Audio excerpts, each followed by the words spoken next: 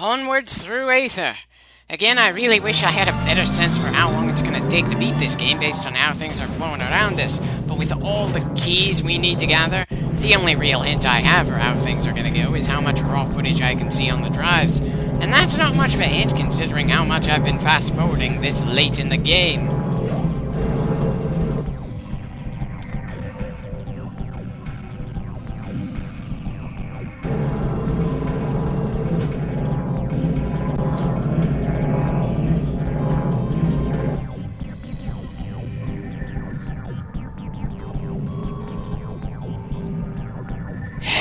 Again, the 3D maps make it all the more annoying than it should be to figure out where I'm gonna go at the moment. I know, I've complained about that in this game and the previous Metroid Prime, and I'm very likely to complain about it again when I get to Metroid Prime 3. It's just such an annoyance based on the fundamentals of this kind of genre, which involve exploring an area and occasionally finding new routes through already explored ground.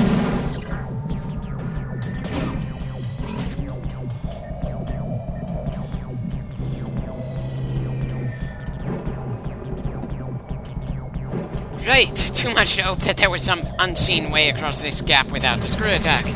Ah, well, there was no harm in checking.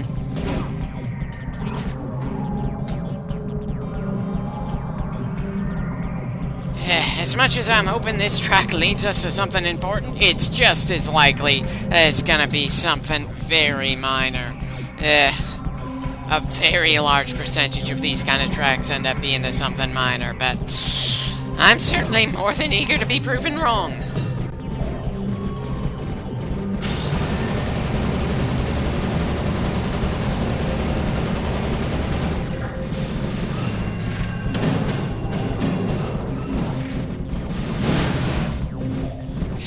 Right, all that's left of this spider is the body. It's certainly been a while since we took one of those things out in this particular way, but then it's harder to keep track of time when you're working on an LP, especially when you don't know just how long it's gonna take for you to complete any given clip on the way to the ending.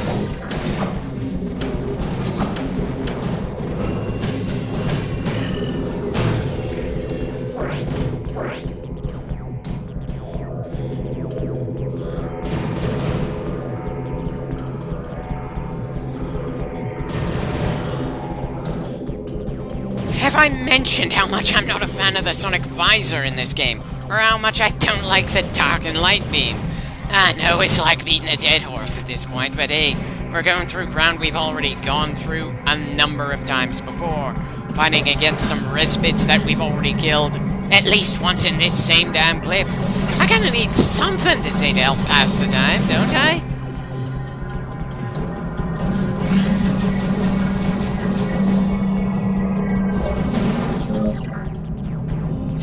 Well, we're certainly low on dark energy, that's for sure. I have just been pissing that stuff away, despite my lack of respect for it.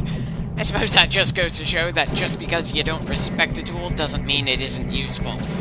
It still doesn't change how funny it is that our kit in the first Metroid Prime felt a good deal better than what we have to work with here, or that Metroid Prime 3, the game immediately after this one, is not going to bother making things as ammo-reliant as this game does. Again, this game was an attempt to take what the first game did and try to refine it, and it kind of went in a few directions that didn't quite work out.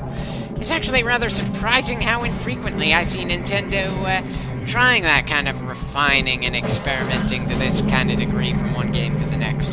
I'm all too used to them just throwing in gimmicks for the sake of it, sticking with a tried-and-true formula for the most part, and reverting back to it or only letting games release when they've got some especially new gimmick to try to hide how similar it is from all the previous stuff. I can't really argue with the results when it comes to the Mario series, but Star Fox has certainly suffered from that style of game design. Legend of Zelda and Pokemon felt pretty stagnant in the same way for a damn long time for me, though it certainly feels like Zelda got an extra shot of interest after Breath of the Wild. One of many reasons I'm looking forward to eventually getting into that series, but again, there's only so many games I can do commentary for at a time.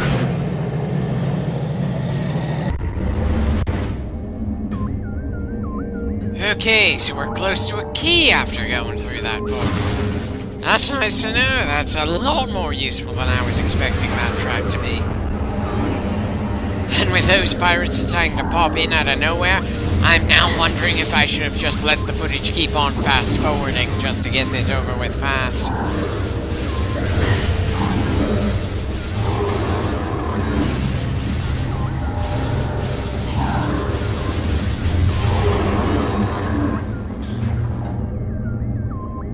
I feel like on some level I absolutely should have been worried about dealing with those guys, but given the presence of the healing fields in the Dark World, it is very difficult to actually feel all that concerned when fighting anything less than a boss. Of course, another part of me thinks I should have scanned those pirates, since I'm not too sure if I've scanned possessed grenadiers before. Probably not a big issue, but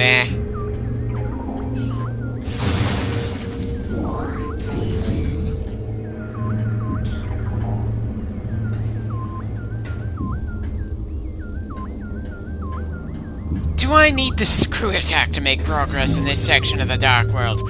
That would certainly be annoying, especially since I think that's what we're trying to get to. But somehow, not as annoying as having to figure out how to get a door open via the bloody sonic visor.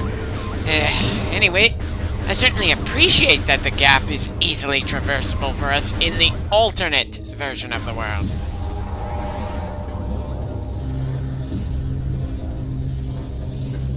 Okay, apparently we're just outside of the range of the charge beam sucking in the items here.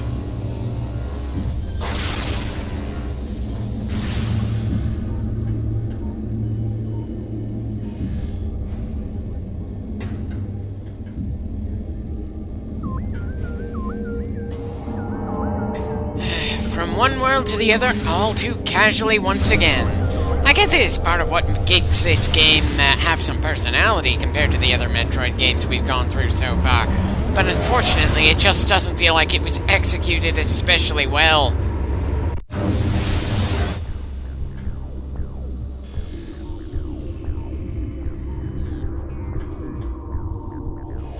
Okay, so now we're here, what's next?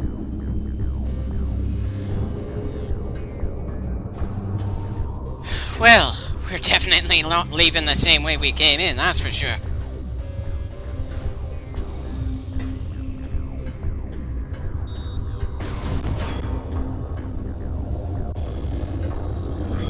Right. Large structure that our scanner registers as red. There's no way that's not going to be something pretty damn important to us.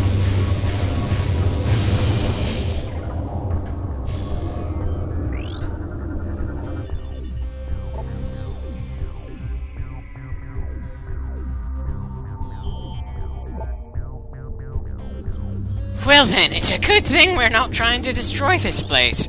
We're just raiding it for a specific supply, and getting annoyed that the scanner is more concerned with the structure we should be able to slip around than the item inside the cage I want to scan. Yeah, no surprise what upgrade that is.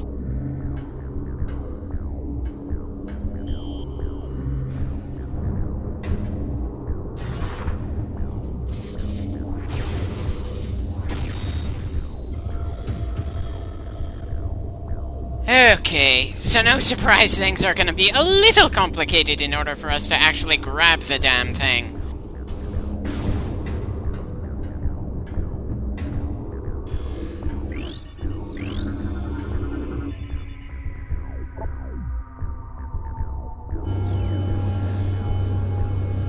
Son of a bitch! More world-switching bullshit. Have I mentioned that it's been overdone? Because I feel like that's another thing that bears repeating.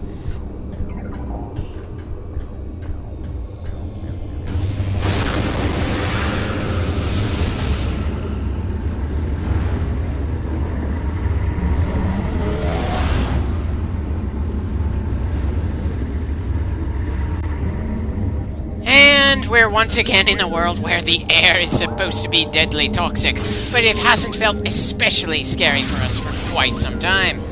I'm trying to think of the exact moment it stopped feeling especially rough for us. Maybe all the way back when We had 3 or less energy tanks? It's hard to say for sure. According to logbook.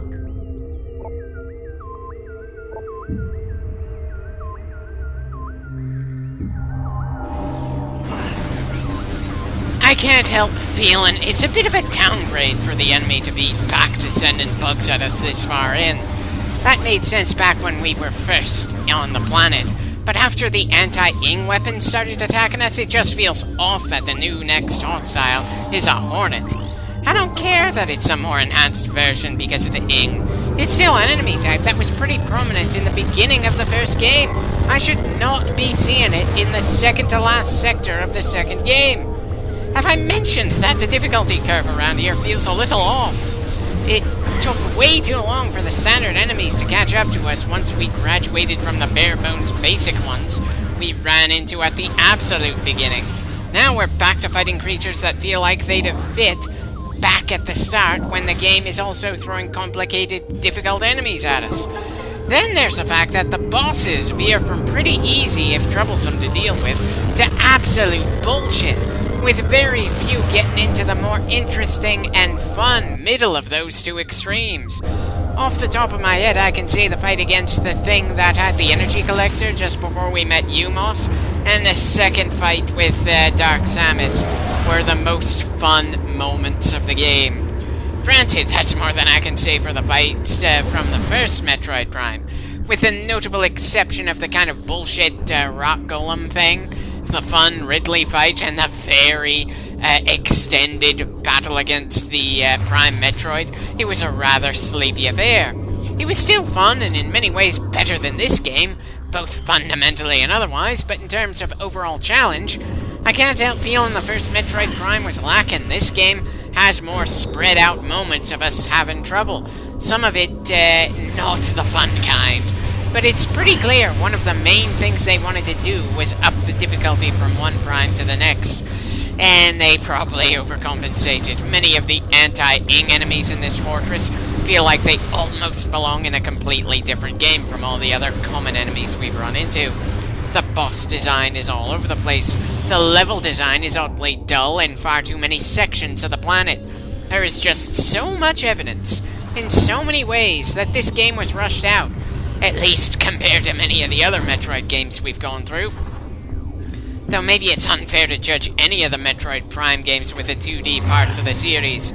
It's probably especially unfair, since I went out of my way not to go through the absolute original Metroid for the Super Nintendo. Or, no wait, it wasn't for the Super Nintendo, it was for the NES. And didn't do the Game Boy version of Metroid 2. I just entirely skipped over the awkward growing phase of the 2D part of the franchise, sticking with remakes for the first 2 entries of the story. But as much as I don't like the 3D maps on the Prime games, they are better than having no map at all, and the first 2 originals did not have maps. You would have to draw your own. So saying that Metroid Prime 2 is the worst Metroid game I've gone through so far isn't an especially damning statement, since I did still go through it from beginning to end and occasionally do come back to it. It's not downright horrifically bad, just more notably flawed than any other entry I took the time to push through for an LP.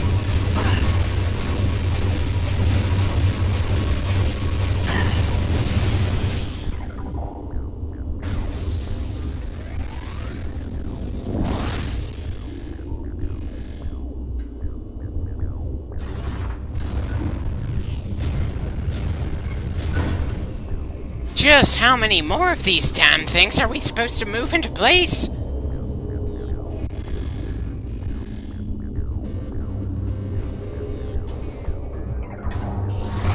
And just how many more Rizbits are we gonna have to kill as we jump from platform to platform? It's gotten tedious at this point, and my mood is not being improved, considering there's been no way to replenish the ammo for the dark beam or light beams as we do this.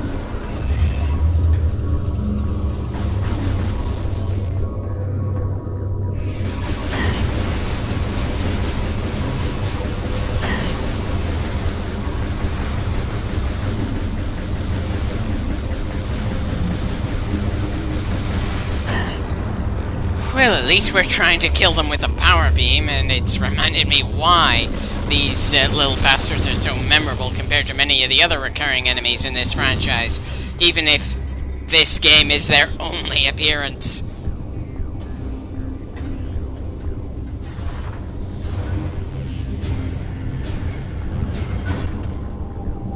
That should be everything moved into place. Now to do some more portal crap and get those laser active again.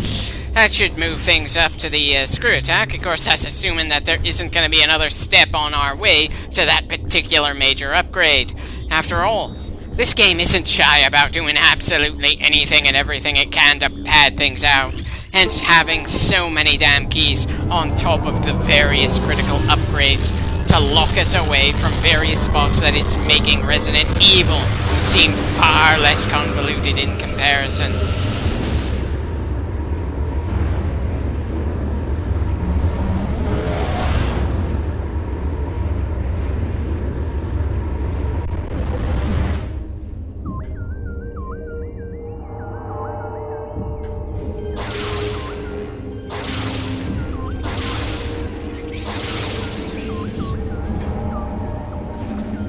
Probably not much point in killing these little bastards again, not even for a bit of catharsis.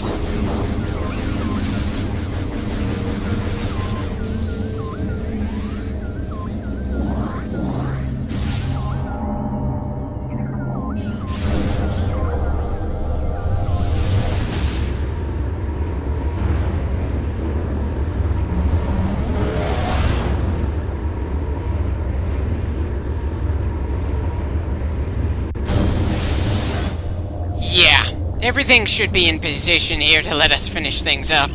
Then it's back to fast forwarding like hell, since I doubt we're gonna see anything else this extensively new for a while.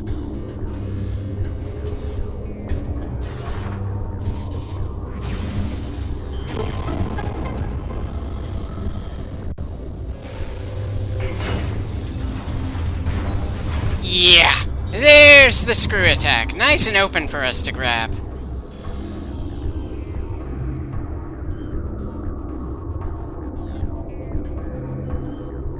I'm not even sure why I'm bothering trying to scan those things now that they've done what they need to.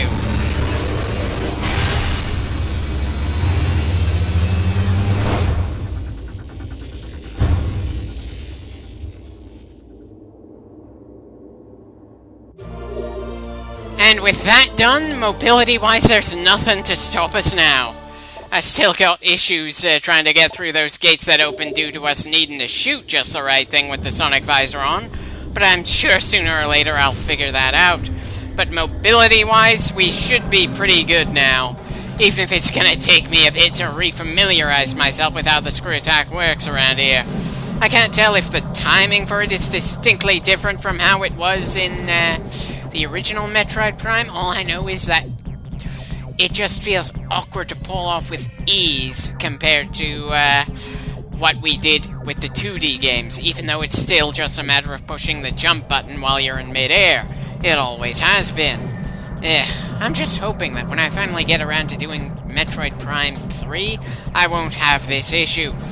But then, seeing as how I'm more likely to just buckle down and do an emulation of the Wii version instead of waiting for the Switch version to release, they might have actually made the screw attack more forgiving in its timing, since they had the whole motion control gimmick going on with the third game. Yeah.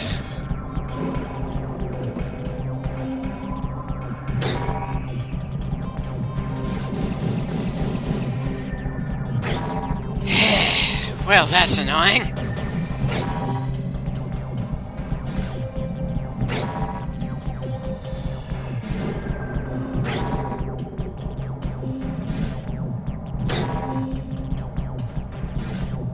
Oh, please. Please tell me I'm not gonna die due to just dropping down an obscene number of times. That would be just so hilarious considering everything else we've survived just to get this far into the game.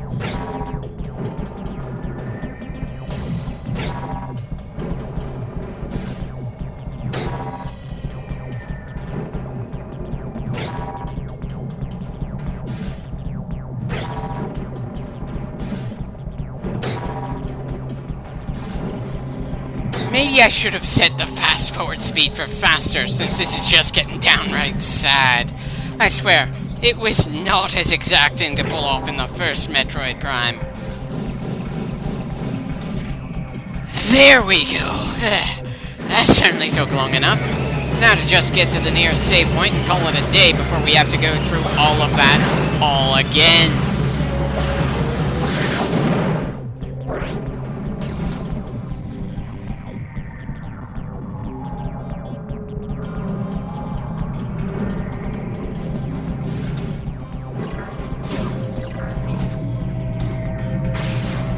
Yeah, just going to use the more reliable grapple beam instead of just playing around with the more finicky screw attack when we don't absolutely have to. The sheer number of times we failed with that thing just does not make me feel all that confident in it. So of course it's going to be critical for us making more progress at this point.